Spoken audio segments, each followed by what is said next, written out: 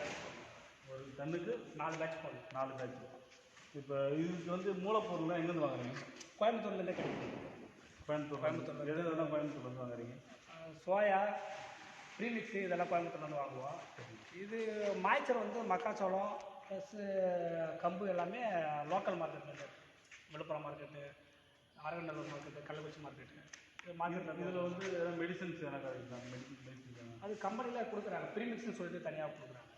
அது வாங்கி வந்து நம்ம 5% இருக்குது, 10% இருக்குது, 20% இருக்குது. நம்ம யூஸ் பண்ணுறது 5% காய்கறி. இப்போ குஞ்சு தீவனம் அரைக்கிறீங்க இல்லையா? கோழி குஞ்சு வருது இல்லையா? அதுக்கு அரைக்கிறதுக்கு அது நான் டிபிஎஸ். டிபிஎஸ்க்கு வந்து எவ்வளோ செலவாகுது உங்களுக்கு அரைக்கிறதுக்கு? இப்போ நீங்கள் ஓனாக வச்சு டிபிஎஸ் நம்மளுக்கு வந்து மேஷ் ஃபீடு அப்படியே ராவாக அரைச்சி கோழிக்கு போடுறது. இது பார்த்தீங்கன்னா நமக்கு டிபிஎஸ் வந்து ஒரு 26 ரூபா அளவுக்கு தான் வரும். பிஎஸ் பார்த்தீங்கன்னா ஒரு 25 ரூபா வரும். ஃபினிஷர் ஃபீடெல்லாம் பிஎஃப் ஃபினிஷர் ஃபீடெலாம் ஒரு 23, 24 வரும். 23. இதில் வந்து நீங்கள் அந்த பக்கம் பார்த்தீங்கன்னா கம்பு வச்சுருக்கீங்க. அது கம்பு போடுறீங்க இல்லைங்களா? அந்த கம்பு போடுறதுனால வந்து கம்பு போடுறதுனால உங்களுக்கு வந்து அந்த ஈல்டு வந்து எவ்வளோ நாளில் வருது? இந்த வெறும் சோயாவும் மக்காச்சோளம் இந்த இது கலந்து போட்டாக்கா அது எத்தனை நாளில் வருது? இல்லை, கம்பு மக்காச்சோளன்றது வந்து மாய்ச்சரில் ஒரு பிரிவு தான். நீங்கள் கம்பியே முழுசாக போட்டாலும் போடலாம், மக்காச்சோளத்தை முழுசாக போட்டாலும் போடலாம். நார்த் இந்தியாலாம் பார்த்தீங்கன்னா கோதுமைலாம் போடுறாங்க. நம்ம லோக்கலில் எது நமக்கு சீப்பாக கிடைக்குதோ அதை வந்து நம்ம வந்து மாய்ச்சராக யூஸ் பண்ணலாம். கம்பு போடுறதாலேயோ மக்காச்சோளம் போடுறதாலேயோ பெரிய ஒரு வித்தியாசம் தான். இப்போ அரிசி போட்டாக்கா வந்து கொழுப்பு வருதுன்னு சொன்னாங்க. ஆமாம், அதுமாரி வந்து கம்பு போட்டால் அதுமாரி கண்டிப்பாக வராது. நம்ம கோழியில் நாங்கள் வளர்க்குற கோழியில் வந்து அந்த கல்லீரலுக்கு மேலே கொழுப்பே பார்க்க மாட்டோம். எஸ்ஐஎம்மில் மட்டும்தான் அந்த கொழுப்பு இது வரும். அதை பார்த்துருக்கோம் கட் பண்ணும்போது. ஆனால் நம்ம கோழியில் இது வரைக்கும் அதில் கொழுப்பு படிக்கிறதோ இது வந்து வராது. இது இப்போ உங்களுக்கு மாதம் கரண்ட் பில் எவ்வளோ கோழி வச்சுருக்கீங்க? நாங்கள் கரண்ட் பில்லு நாங்கள் மாதத்துக்கு ஒரு 12,000 கோழி வளர்க்குறோம். மாதத்துக்கு 12,000 கோழி. இது அரிசி சொந்தமாக மில்லு வச்சு அரிசி போடுறது கரண்ட் பில் எவ்வளோ வருது? நாங்கள் ஒட்டுமொத்தமாக லாபம் இல்லாமல் தொழில் பண்ண மாட்டோம்ல, லாபம் தான். ஏன்னா ஃபீல்டில் நம்ம வந்து எடுத்துறோம். 32 கம்பெனியில் வாங்குறது நீங்கள் சொந்தமாக ஆட்சி பண்ணுறதுக்கு கண்டிப்பாக 10 ரூபா வித்தியாசம். கம்பெனியில் 32 ரூபாய் கம்மி கிடையாது. இன்றைக்கி பார்த்தீங்கன்னா ஃப்ரீ ஸ்டாக் வந்து 1,700 ரூபா. அப்போ பார்த்தீங்கன்னா ஒரு கிலோ வந்து 34 ரூபாய்க்கு மேலே வருது. நம்ம வந்து ரெடி பண்ணுறது 24 ரூபாய்க்கு மேலே வரைய வருது, 10 ரூபா.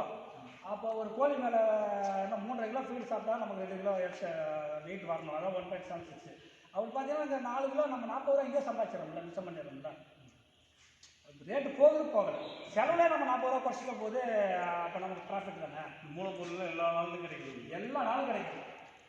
அதெல்லாம் ஒன்றும் தட்டுப்பாடு. எனி டைம் மொபைல் தான், எனி டைம் கிடைக்கும். அதே போல் நீங்கள் வந்து எங்கே வேணாலும் தேடிக்கிட்டே இருக்கலாம். பெஸ்ட்டு ஓனாக பண்ணுற ஃபார்மர் யாருன்னா ஃபீல்டு ஓனர்னு கேட்டாங்கன்னா ஆஸ்திரேலியா அது ஒரு அக்ரிமெண்ட் மாதிரி பண்ணிக்கிட்டு ரெகுலராக அவங்க எடுக்கணும். அதுக்கேற்ற மாதிரி நம்ம ஃபீடை வந்து எஃப்சிஆர் கால்குலேட் பார்க்கணும். இப்போ நமக்கு வந்து எஃப்சிஆர் கொஞ்சம் முன்னப்பிட போனால் நம்மளை யாரும் கேள்வி கேட்க மாட்டாங்க. இதே ஃபீடை நான் உங்களுக்கு கொடுக்குன்னு வச்சிக்கலாம், எஃப்சிஆர் வரணும்னு நீங்கள் கேள்வி கேட்பீங்க. அப்போ நம்ம வந்து ஒரு இந்த ரேட்டு ஃபிக்ஸ் பண்ணிவிட்டு ஒரு அக்ரிமெண்ட் போட்டிங்கன்னா ரெகுலராக உங்களுக்கு வந்து ஸ்டாக்கு ஃபினிஷரு அப்படின்னு அந்த ஸ்டாண்டர்ட் மெயின்டைன் பண்ணி உங்களுக்கு நான் கொடுக்கணும். இப்போ நம்ம ஃபார்மர் யாருன்னா இப்போ பார்க்குறவங்க தேவைப்படுது அப்படின்னும் போது அவங்களே மூலப்பொருளாக வந்து நீங்கள் அரைச்சி கொடுங்க அப்படின்னு சொன்னாலும் நீங்கள் அதை அரைக்கிறதுக்கான கூலி மட்டும் வாங்கி நஷ்டத்துக்கான அது போல பெரிய ஐடியா இல்லை, செய்யலாம். இப்போ அது போல ஐடியா இப்போ இது எங்கேருந்து போட்டீங்க? யார் போட்டாங்க? தேவைப்படுறவங்க வந்து உங்களை கான்டாக்ட் பண்ணாங்கன்னா அவங்களோட விளாசிக்கணும். இது மொத்தம் எவ்வளோ செலவாகுங்க? ஒரு மேக்ஸிமம் 5 லட்ச ரூபா வந்துருக்கு. இது எத்தனை 250 ஒரு பேட்சில் 250 கிலோ தான். ஒரு மணி நேரத்துக்கு? ஆமாம், ஒரு மணி நேரத்துக்கு 1.5 டன் ஆகிடுச்சு. ஒரு மணி நேரத்துக்கு 1.5 டன் ஆகிடுச்சு. ஒரு பேட்சில் 250 கிலோ தான். ஒரு வேளை காசு வேணும்னு நினச்சிங்கன்னா மோட்டர் மட்டும் பார்த்துக்கிட்டீங்கன்னா இது 1/2 டன் கெப்பாசிட்டி. மிக்சர் வந்து 1/2 டன் கெப்பாசிட்டி. நமக்கு உபயோகம் கம்மின்றதெல்லாம் நம்ம வந்து சின்ன மோட்டர் போட்டு யூஸ் பண்ணுறோம். இந்த மோட்டரை சேஞ்ச் பண்ணிட்டுன்னு வச்சிங்களா, இதே 1/2 டன் கெப்பாசிட்டி. அந்த ஒரு 1/4 மணி நேரத்தில் 1/2 டன் அடிச்சு மிக்ஸ் பண்ணி ஃபீடாகவே நம்ம வெளியே எடுத்துக்கலாம். அப்படி பார்த்தீங்கன்னா மோட்டர் மாற்றிட்டிங்கன்னா உங்களுக்கு 1/4 டன் 1/2 டன் கெப்பாசிட்டியாக மாற்றிட்டிங்கன்னா அந்த 1.5 ஹவரில் நீங்கள் 1 ஹவரில் கிட்டத்தட்ட 3 டன்னு ஃபீட் அடிச்சிடலாம். 1 ஹவரில் 3 டன் ஃபீட் ஆகிடுச்சு. இது 1 ஹவரில் 3 டன் அரைக்கிற அளவுக்கு கெப்பாசிட்டி இருக்குதுன்னா இது ஒரு காஸ்ட் எவ்வளோ வருது? இப்போ இந்த லெவலுக்கு வந்து 5 லட்ச ரூபா முடிஞ்சிச்சு. இதுக்கு மேலே நீங்கள் அப்கிரேட் பண்ணணும்னு நினச்சிங்கன்னா மிஷின் மட்டும்தான், ஷெட் இல்லாமல். ஷெட்டு இருக்குங்க. ஷெட்டு வந்து இருக்குன்னு வந்து சாதாரணமாக நம்ம போட்டுக்கலாம். நம்ம ஒரு பண்ணை ஒரு பார்ட்டிஷன் போட்டுக்கலாம். மேக்ஸிமம் என்னன்னா பண்ணையை விட்டு கொஞ்சம் தூரம் இருக்கிறது நல்லது. ஏன்னா சவுண்டு அதிகமாக இருக்குது. இது பண்ணும். ஆனால் கோழி பழகிடும். நீங்கள் பண்ண உள்ளே வச்சுருந்தா கூட ஒன்றும் ஃபர்ஸ்ட் பேட்ச் தான் இதாக இருக்கும், அப்படியே பழகிடும். இந்த சவுண்டு இதை விட இன்னும் கம்மியாக இருக்குது நாளைக்கு, இதான கம்மி. இதுதான் ஆட்டோமேட்டிக். மேனுவலாக பண்ணணும்னா நீங்கள் வந்து ஒரு கிரைண்டரு ஒரு மிக்சர் மட்டும் வச்சு கூட ரன் பண்ணணும். ஒரு கிரைண்டர் எல்லாமே, ஆனால் நீங்கள் எல்லாமே கூடுதல் வேலை செய்ய வேண்டியது, உழைப்ப போடணும். அரிசி நீங்கள் தூக்கி நாமளாக தூக்கி கொட்டணும். இந்த இது மேலே ஒரு பணம் வச்சுருக்கோம், வெளியே இருக்குது, அவுத்து போட்டு வச்சுருக்காங்க. அந்த பணம் ஒன்று ரைஸ் மில்லில் இருக்கிற மாதிரி பணம் இருக்கும், நீங்கள் அதில் தூக்கி கொட்டணும். அது வேலையை நம்ம மேனுவலாக செய்ய வேண்டியது. தூக்கி கொட்டணும், இது கீழே கொட்டிடுவோம், திரும்பி தூக்கி கொட்டணும். அதில் அந்த இது இந்த 2 எலிவேட்டர் வேலையை நம்ம செய்ய வேண்டியது. அந்தாண்ட போய் பார்க்கலாங்களா? அது என்ன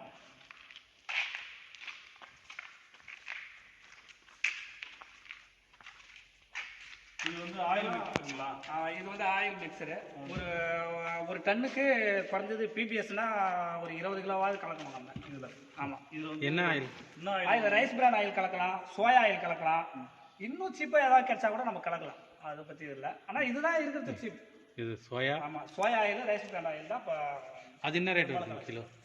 அதெல்லாம் 80 ரூபாய்க்கு மேலே இருக்குது. Soya oil rice bran oil 80 ரூபா இருக்குது. 80 ரூபா. இது இந்த ஆயில் கலக்கிறதுனால என்ன பெனிஃபிட் கோழிக்கு? ஆயில் கலக்கலாம் ஃபீடு வந்து ரொம்ப ட்ரையாக இருக்குது, அப்படியே காற்றுல பறக்கிற போல இருக்கும். அது சாப்பிடும்போது வெறும் நம்ம மாவு சாப்பிட்டா அரைச்சிக்க முடியுங்களா, அது போல தான். அது கொஞ்சமாவது ஆயில் நம்ம சாப்பிடுவோம், நாம் சமைக்கிறதில் கூட ஆயில் மிக்ஸ் பண்ணுவோம். ஏன்னா நம்ம உடம்புக்கும் ஒரு குறிப்பிட்ட பர்சன்டேஜ் ஆயில் தேவைப்படுது. அதே போல் கோழிக்கும் வந்து ஆயில் கம்பல்சரி சேர்க்கணும். அதுவும் சம்மரில் கண்டிப்பாக சேர்க்கணும். அளவை வேணால் குறைக்கலாம், மிக்சர் பண்ணுறதுக்காக அளவை குறைக்கலாம். 20 கிலோன்றது ஒரு 15 கிலோ போடலாம், ஆனால் சுத்தமாக இல்லாமல் பண்ண முடியும். இதெல்லாம் வந்து அதில் கலக்கக்கூடிய மூலம். ஆமாம், ஃபீல்டில் கலக்க வேண்டிய இதெல்லாம் ஒரு சில பகுதிகள். இதில் சால்ட்டு, இது கால்சைட்னு சொல்லுவான். கால்சைட்னா ஒன்றும் கிடையாது, கல் தூள் தான். கல்லை அரைச்சி கோழிகளுக்கு வந்து கல்லும் வேணும். அப்படி இருக்கிற அந்த கல்லை வந்து அரைச்சி தூளாக பண்ணியிருக்கிறாங்க. கால்சைட் என்ன கல்லுங்க அது? இந்த வெள்ளை கல், இது அரைச்ச பிறகு வர்றது அவ்வளோ நைஸாக இருக்கும். இப்போ பார்த்தீங்கன்னா மைதா போலவே தான் இருக்கும், அதுதான் வெயிட் இருக்கும். இது கால்சைட்டு, இது டிசிபினா ஒன்றும் கிடையாது, சுட்ட சுண்ணாம்பு. சாதாரணமாக நம்ம வீட்டுக்கு ஒயிட் வாஷ் பண்ணுவோம் பாருங்க, அதே சுண்ணாம்பு தான். அது சால்ட்டு, ஒரு டன்னுக்கு இது ஒரு 5 கிலோ கண்டிப்பாக வேணும். சால்ட்டு போட்டு ஆகணும். சால்ட்டு கலந்து அது வந்து எப்படிங்க, கல் உப்புங்களா தூள் உப்புங்களா? தூள் உப்பு. கல் உப்பு வந்து போட முடியாது நம்ம. Okay sir. எடுக்காது, கோழிங்க எடுக்காது. பெருசு சைஸ் பெருசு இருக்குல்ல அது. இது வந்து என்னென்னா ஹெர்பலில் நாங்கள் புதுசாக ட்ரை பண்ணுறோம்னு வச்சுங்களா. ஹெர்பல் இது இருக்குங்களா, மஞ்சத்தூள் அரைச்சி மஞ்சள் எடுத்த பிறகு அது கப்பி இருக்கு பாருங்க. ஆமாம், இது போடலாம். இது போட்டால் என்ன ஆகுதுன்னா ஓரளவுக்கு கொஞ்சம் இந்த சிஆர்டி கம்ப்ளைண்ட் கம்மியாக இருக்குது. ஆன்டிபயோட்டிக் இது ஒரு ட்ரையல் தான். ஆன்டிபயோட்டிக் எல்லாம் மருந்து யூஸ் பண்ணுறதுக்கு பதிலாக நீங்கள் வந்து மஞ்சள் ட்ரையல் தான். ஆமாம், இது பண்ணலாம். இன்னும் ஹெர்பலில் நம்ம இன்னும் நிறைய ட்ரை பண்ணி பார்க்கலாம், போக போக இது பண்ணலாம். இதுதான் வந்து கம்பெனியில் வாங்குற ப்ரீமிக்ஸ். இதில் வந்து முக்கியமானதுன்னு பார்த்தீங்கன்னா பவுல்ட்ரி ஃபீடில் ரொம்ப முக்கியமானது இதுதான், ப்ரீமிக்ஸ்ன்னு சொல்லுது.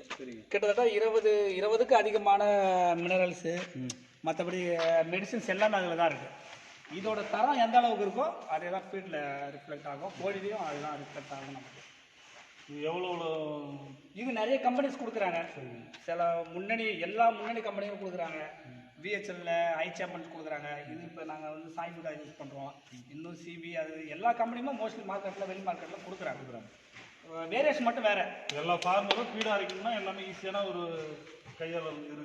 ஸோ இப்போ எல்லாமே டெக்னாலஜி வளர்ந்து போயிருக்கிறதால உட்கார்ந்த இடத்துல இருந்து எல்லாத்தையும் வாங்கிடலாம். ஆமாம், ஜஸ்ட் ஒரு ஃபோன் கால் இருந்தாலே போதும், அதுவே போதும். உங்களை கான்டாக்ட் பண்ணணும்னா மற்ற பண்ணக்காரங்களுக்கு உங்கள் நம்பர் சொல்லுங்கள், தாராளமாக கான்டாக்ட் பண்ண சொல்லுங்கள். 8637 488 693. என் பேர் ராதாகிருஷ்ணன்.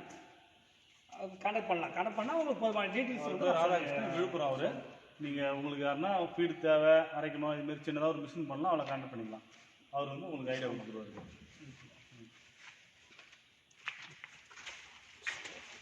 இது ஃபுல்லாக ஒரு ரவுண்ட் ஆக்சன் ஒரு இது ஸ்டார்ட் பண்ணி பார்க்கலாம். டைம் என்ன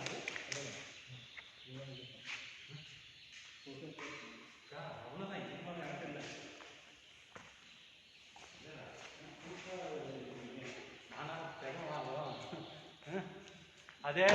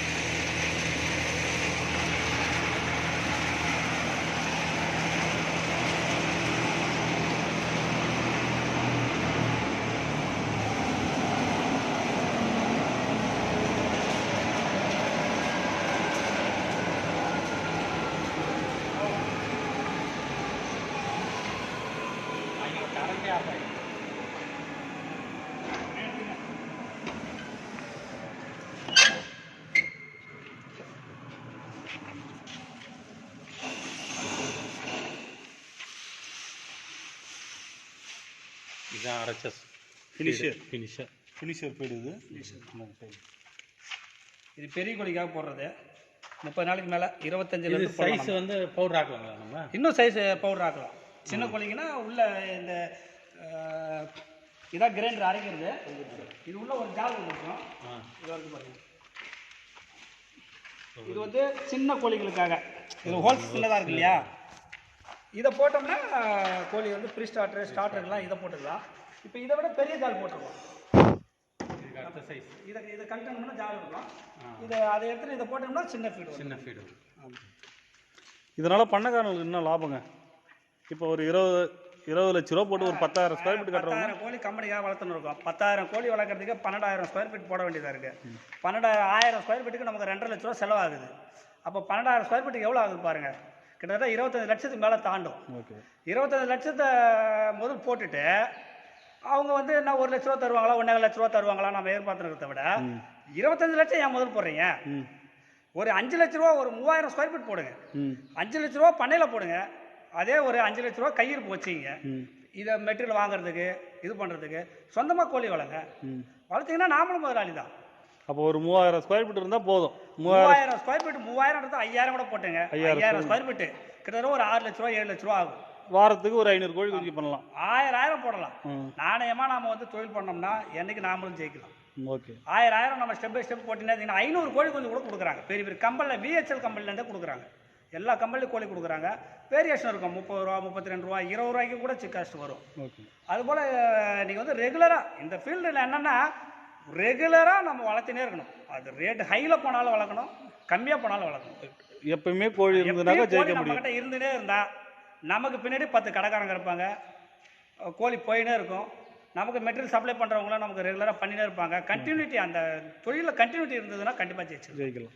ரேட்டு அதிகமாக இருக்கும்போது தான் நான் கோழி போடுவேன், கோழி வளர்ப்பேன்னு சொன்னால் இது நம்ம ஓனாக பண்ணோம்னாக்கா வருஷத்துக்கு ஒரு நம்ம வந்து கணக்கு பார்க்கணும் எவ்வளோ லாபம் கிடைக்குதுன்னு. 45 நாளில் நீங்கள் கணக்கு பார்த்துக்கலாம். இல்லை, ரேட்டு குறைஞ்சா லாபம் ஒரு பேட்சில் குறையலாம், ஒரு பேட்சில் ஏறலாம். குறைஞ்சாலுங்க நீங்கள் ஓனாக தொழில் பண்ணும்போது சொந்தமாக ஃபீடு அரைச்சி போடும்போது கோழி வந்து 65 ரூபாய்க்கு விற்றால் கூட, கிலோ 65 ரூபாய்க்கு விற்றா கூட உங்கள் பாக்கெட் மணி வெளியே போக லாஸ் ஆகாது. ப்ராஃபிட் தான். அந்த 65 கொடுத்தாலும் ப்ராஃபிட்டு தான். ஏன்னா நம்ம வந்து ஃபீடில் நம்ம 10 ரூபா கம்மி பண்ணிட்டோம். இன்றைக்கி எல்லா வேலையும் இன்றைக்கி இப்போ டீசல் விலை ஏற்படுறதுனால இன்றைக்கி எல்லா வேலையும் ஏறிடுச்சு இல்லைங்களா? அதனால் உங்களுக்கு எதனா பாதிப்பு இருக்குது? அதெல்லாம் 1 ரூபா 2 ரூபா 24 ரூபாவில் முடிக்கிற அந்த ஃபீடை வந்து ஒரு 50 பைசா சேர்ந்து போகும்.